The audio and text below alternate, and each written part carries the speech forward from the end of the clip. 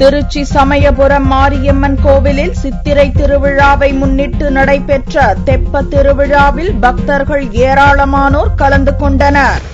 தமிழகத்தில் உள்ள சக்தி ஸ்தலங்களில் முக்கிய ஸ்தலமாக திருச்சி சமயபுரம் மாரியம்மன் கோவில் விளங்குகிறது. இந்த கோவிலில் நடைபெறும் சித்திரை திருவிழா மிகவும் பிரசித்தம். இந்த விழாவின் முக்கிய நிகழ்ச்சியான தேரோட்டம் கடந்த 16ஆம் தேதி நடைபெற்றது. சித்திரை விழாவின் நிறைவு வைபவமான தெப்ப உற்சவம் வெள்ளிக்கிழமையன்று இரவு கோலாகலமாக நடைபெற்றது.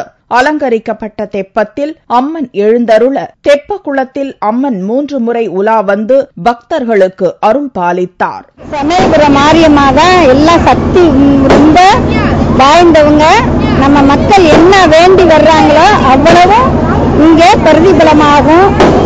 தேர் ஏறி 3ஆம் நாள் இங்க இந்த மண்டபத்தில் அபிஷேகம் ஆகி சுவாமி இந்த தெப்பத்துல சுத்தி எல்லா மக்களுக்கும் தரிசனம் கொடுத்து எல்லாருக்கும் எல்லா வாழ்வையும் தருவாங்க. தெப்ப உற்சவ விழாவில் தமிழகம் முழுவதிலிருந்தும் ஆயிரக்கணக்கான பக்தர்கள் கலந்து கொண்டு அம்மனை தரிசித்தனர்.